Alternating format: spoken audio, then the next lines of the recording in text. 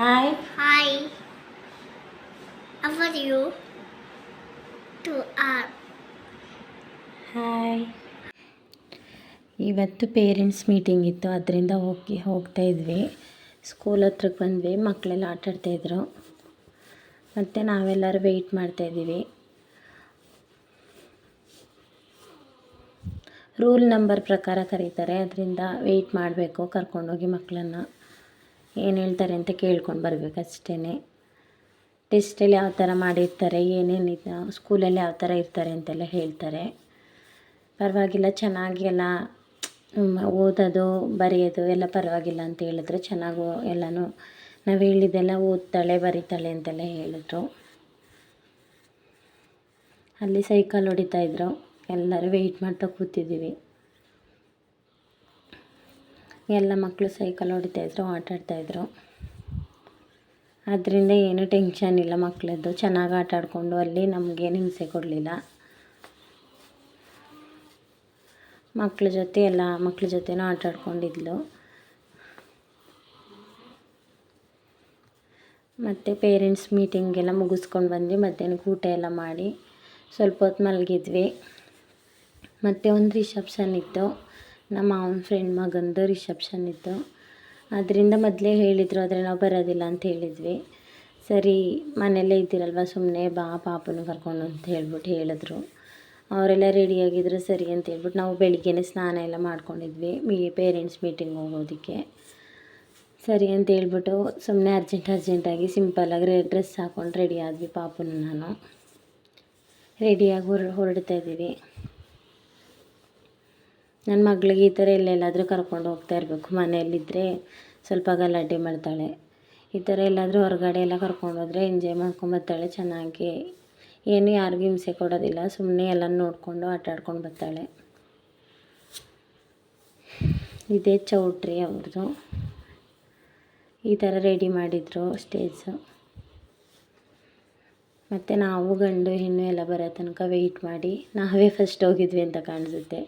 ಮತ್ತು ಸ್ನ್ಯಾಕ್ಸ್ ಕೊಟ್ಟರು ಸಾಯಂಕಾಲ 6 ಗಂಟೆಯಲ್ಲಿ. ಹೆಸರು ಕಾಳು ಮತ್ತು ಏನೇನೋ ಬೇರೆ ಬೇರೆ ಎಲ್ಲ ಇತ್ತು. ನಮ್ಮಮ್ಮ ಹೆಸರು ಕಾಳು ತೊಗೊಂಡು ಬಂದು ತಿಂತಾಯಿದ್ದಾರೆ. ಒಗ್ಗರಣೆ ಮಾಡಿದರೆ ಹೆಸರು ಕಾಳು. ಎಲ್ಲರೂ ಬಂದರು ಜನಗಳೆಲ್ಲ. ಮತ್ತು ರಿಸೆಪ್ಷನಾಗಿ ನಿಲ್ಲಿಸಿದ್ರು ಹುಡುಗಿನ. ಅದೆಲ್ಲ ನೋಡ್ಕೊಂಡ್ವಿ. ಮತ್ತು ಅದೆಲ್ಲ ನೋಡಿಕೊಂಡು ತುಂಬ ಚೆನ್ನಾಗಿತ್ತು ರಿಸೆಪ್ಷನು. ನಾನು ಪಾಪನು ತುಂಬ ಸಿಂಪಲಾಗಿ ರೆಡಿಯಾಗಿ ಹೋಗಿದ್ವಿ. ಎಲ್ಲರನ್ನೂ ನೋಡ್ಬಿಟ್ಟಂಗೆ ಅಂದ್ಕೊಂಡ್ವಿ ನಾವು ಚೆನ್ನಾಗಿ ರೆಡಿಯಾಗಿ ಬರಬೇಕಿತ್ತು ಅಂತ ಹೇಳ್ಬಿಟ್ಟು. ಮತ್ತು ಊಟಕ್ಕೆ ಬೇಬಿ ಕಾರ್ನ್ ಪಲಾವ್ ಮತ್ತು ತುಂಬ ಐಟಮ್ ಇತ್ತು. ನೋಡಿ ಅಲ್ಲಿ ಹಾಕ್ತಿದ್ದಾರೆ. ತುಂಬ ಚೆನ್ನಾಗಿತ್ತು ಊಟ ಮಾತ್ರ. ನನ್ನ ಮಗಳನ್ನು ನನಗೂ ಬೇರೆಯೇ ಬೇಕಂತ ಹೇಳ್ಬಿಟ್ಟು ಬೇರೆ ಎಲೆನೇ ಹಾಕ್ಕೊಂಡು ಕೂತಿದ್ದಾಳೆ. ಒಂದು ಐಟಮ್ ಹಾಕಲಿಲ್ಲ ಅಂದ್ರೆ ಅವ್ರನ್ನ ಕರ್ದು ಹಾಕಿಸ್ಕೊತಾ ಇದ್ಲು. ಸೂಪರಾಗೈತಂತೆ ಊಟ. ಅವಳಿಗೇನು ತಿನ್ನಲೇ ಇಲ್ಲ, ಆದ್ರೂ ಸುಮ್ಮನೆ ಹಂಗಂತ ಹೇಳ್ತಾಯಿದ್ಲು. ದೋಸೆ ಮತ್ತು ಇಡ್ಲಿ ಸುಮ್ಮನೆ ಏನೇನೋ ಸ್ವಲ್ಪ ತಿಂತಾಯಿದ್ಲು. ಸರಿ ಊಟ ಮಾಡಲಿ ಅವಳೆ ಅಂತ ಹೇಳ್ಬಿಟ್ಟು ನನ್ನ ಜೊತೆ ಊಟನೇ ಮಾಡಿಸ್ಕೊಳ್ಳಿಲ್ಲ ಅವಳು. ನಾನು ಊಟ ಮಾಡ್ಸೋಕೆ ಹೋದ್ರೂ ಬೇಡ ನಾನೇ ತಿಂತೀನಿ ಅಂತ ಹೇಳ್ತಾಯಿದ್ಲು. ತುಂಬ ಚೆನ್ನಾಗೈತಂತೆ ಹಂಗಂತ ಹೇಳ್ಕೊಂಡು ತಿಂತಾಯಿದ್ಲು. ಊಟ ಎಲ್ಲ ಮುಗಿಸ್ಕೊಂಡು ಬಂದ್ವಿ. ಐಸ್ ಕ್ರೀಮ್ ಹತ್ರ ಬಂದ್ವಿ. ಐಸ್ ಕ್ರೀಮ್ ನೋಡಿದ್ರೆ ಅವಳು ಬಿಡೋದೇ ಇಲ್ಲ. ಸರಿ ಇನ್ನೇನು ಮಾಡೋಕ್ಕಾಗಲ್ಲ ಅಂತ ಹೇಳ್ಬಿಟ್ಟು ಐಸ್ ಕ್ರೀಮ್ನು ತಗೊಂಡು ಬಂದ್ವಿ.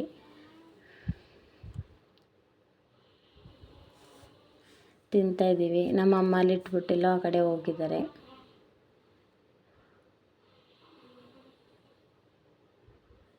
ಅರ್ಜೆಂಟ್ಗೆ ನಾನು ಪಾಪನು ಏನೂ ರೆಡಿನೇ ಆಗಲಿಲ್ಲ. ಆ ಥರ ಸುಮ್ಮನೆ ಸಿಂಪಲಾಗಿ ಒಂದೊಂದು ಡ್ರೆಸ್ ಹಾಕ್ಕೊಂಡು ಬಂದುಬಿಟ್ವಿ.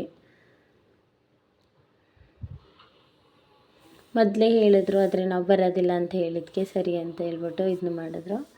ಆಮೇಲೆ ಪುನಃ ಸರಿ ಸುಮ್ಮನೆ ಇದ್ದೀರಲ್ವ, ಬಾ ಪಾಪನು ಅಲ್ಲೆಲ್ಲ ನೋಡ್ಕೊಂಡು ಆಟಾಡ್ಕೊಂಡು ಬರ್ತಾಳೆ ಅಂತ ಹೇಳಿದ್ರು. ಸರಿ ಅಂತ ಹೇಳಿಬಿಟ್ಟು ಹೋದ್ವಿ ಅವ್ರ ಜೊತೆ. ನಮ್ಮ ಮನೆಯವ್ರು ಕೆಲ್ಸಕ್ಕೆ ಹೋಗಿದ್ರು, ಅವ್ರು ಇರಲಿಲ್ಲ ಶನಿವಾರ ಆವತ್ತು. ನಾನು ಹೊರಗಡೆನೇ ಊಟ ಮಾಡ್ಕೊಬರ್ತೀನಿ, ನೀವು ಹೋಗ್ಬಿಟ್ಟು ಬನ್ನಿ ಅಂತ ಹೇಳಿದ್ರು.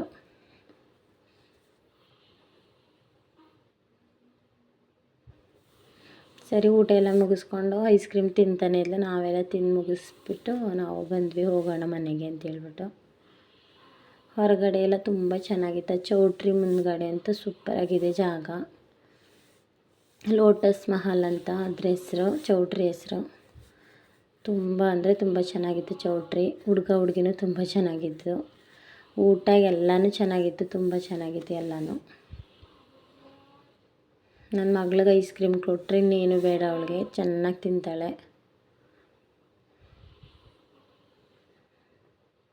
ಇನ್ನೇನು ಹೊರಡೋದಷ್ಟೇ, ಎಲ್ಲ ಮುಗೀತು. ಎಲ್ಲರದ್ದು ಊಟ ಎಲ್ಲ ಮುಗಿಸ್ಕೊಂಡು ಹೊರಡ್ತಾಯಿದ್ದೀವಿ.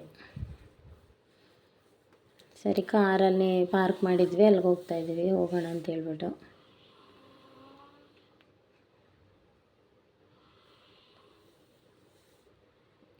ಮನೆಗೆ ಹೊರಡ್ತಾಯಿದ್ದೀವಿ ನೋಡಿ. ಮನೆಗೆ ಹೋಗಿ ಇನ್ನೇನಿಲ್ಲ, ಡ್ರೆಸ್ ಎಲ್ಲ ಚೇಂಜ್ ಮಾಡ್ಕೊಂಡು ಮಲ್ಕೊಳ್ಳೋದಷ್ಟೇ.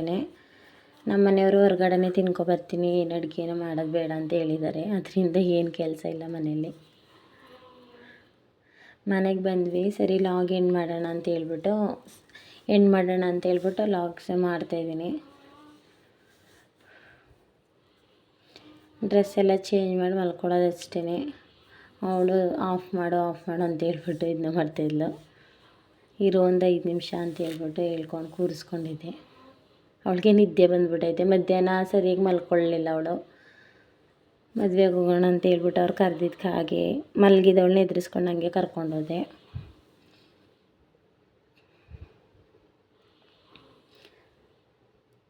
ನಾನಿವಾಗ ಕಾರ್ ಡ್ರೈವಿಂಗ್ ಹೋಗ್ತಾಯಿದ್ದೀನಿ, ಅದರಿಂದ ಲಾಗ್ಸ್ ಎಲ್ಲ ಸರಿಯಾಗಿ ಮಾಡೋಕ್ಕಾಗ್ತಾಯಿಲ್ಲ. ಬೆಳಿಗ್ಗೆ ಎಲ್ಲ ಕೆಲಸ ಮುಗಿಸಿ ಪಾಪನ ಕರ್ಕೊಂಡೋಗಿ ಸ್ಕೂಲಿಗೆ ಬಿಟ್ಬಿಟ್ಟು ಬಂದು ನಾನು ತಿಂಡಿ ತಿಂದ್ಕೊಂಡು ಕಾರ್ ಡ್ರೈವಿಂಗ್ ಹೋಗಬೇಕು. ಅದರಿಂದ ಸ್ವಲ್ಪ ಕಷ್ಟ ಆಗ್ತಾಯಿದೆ. ಪುನಃ ಕಾರ್ ಡ್ರೈವಿಂಗ್ ಹೋಗ್ಬಿಟ್ಟು ಬಂದು ಹೆಂಗಿದ್ರು 1 ಗಂಟೆ ಆಗೋಯ್ತದೆ. ಅಷ್ಟರಲ್ಲಿ ಬಂದು ಪುನಃ ಅಡುಗೆ ಎಲ್ಲ ಮಾಡಿಟ್ಬಿಟ್ಟು ಹೋಗಿದ್ರೆ ಓಕೆ, ಇಲ್ಲ ಅಂದರೆ ಬಂದು ಪುನಃ ಅಡುಗೆ ಎಲ್ಲ ಮಾಡಿ ಊಟ ಮಾಡಿ ಪುನಃ ಪಾಪನ ಕರ್ಕೊಂಬರಕ್ಕೆ ಹೋಗೋಕ್ಕೆ ಕರೆಕ್ಟಾಗಿರುತ್ತೆ ಟೈಮ್ ಇವಾಗೆಲ್ಲ. ಒಂದೊಂದು ಸಲ ನಮ್ಮ ಮಾವ ಮತ್ತು ನಮ್ಮ ಮನೆಯವರಿದ್ದರೆ ಅವರೆಲ್ಲರೂ ಕರ್ಕೊಂಡು ಬರ್ತಾರೆ. ಆದರೆ ಯಾರೂ ಇಲ್ಲ ಅಂದರೆ ನಾನೇ ಹೋಗಬೇಕು ಸ್ಕೂಲ್ಗೆ ಕರ್ಕೊಂಬರೋಕ್ಕೆ. ಅವಳು ಸ್ಕೂಲ್ ಒಂದು 7-8 ಕಿಲೋಮೀಟ್ರ್ ಇದೆ ನಮ್ಮ ಮನೆ ಹತ್ರದಿಂದ ಅಷ್ಟೇ. ಅದರಿಂದ ನಾನೇ ಕರ್ಕೊಂಬರ್ತೀನಿ. ಇನ್ನೂ ಚಿಕ್ಕ ಪಾಪು ಅಲ್ವಾ ಅಂತ ಹೇಳ್ಬಿಟ್ಟು ಬಸ್ಗೆಲ್ಲ ಇನ್ನೂ ಸೇರಿಸಿಲ್ಲ ನಾವು. ಸರಿ ಇಲ್ಲೇ ಹತ್ರ ಅಲ್ವಾ, ಸುಮ್ಮನೆ ನಾನು ಮನೆಯಲ್ಲೇ ಇದ್ದೀನಲ್ವ ಅಂತ ಹೇಳ್ಬಿಟ್ಟು ನಾನೇ ಕರ್ಕೊಂಬರ್ತೀನಿ. Thank you for watching. ಈ ವಿಡಿಯೋ ಇಷ್ಟ ಆಗಿದೆ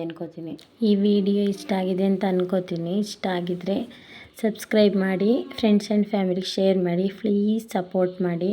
ಪ್ಲೀಸ್ ಸಬ್ಸ್ಕ್ರೈಬ್ ಮಾಡ್ಕೊಳ್ಳಿ. ಪ್ಲೀಸ್ ಸಪೋರ್ಟ್ ಮಾಡಿ. Thank you for watching. Thank you. ಲಾಸ್ಟಲ್ಲಿ ಫೋಟೋ ಅಟ್ಯಾಚ್ ಮಾಡಿದ್ದೀನಿ, ಚೆನ್ನಾಗಿದೆ ಅಂತ ಹೇಳ್ಬಿಟ್ಟು ಅಟ್ಯಾಚ್ ಮಾಡಿದ್ದೀನಿ. ಈ ವಿಡಿಯೋನ ಫುಲ್ ಸ್ಕಿಪ್ ಮಾಡ್ದೇ ನೋಡಿ.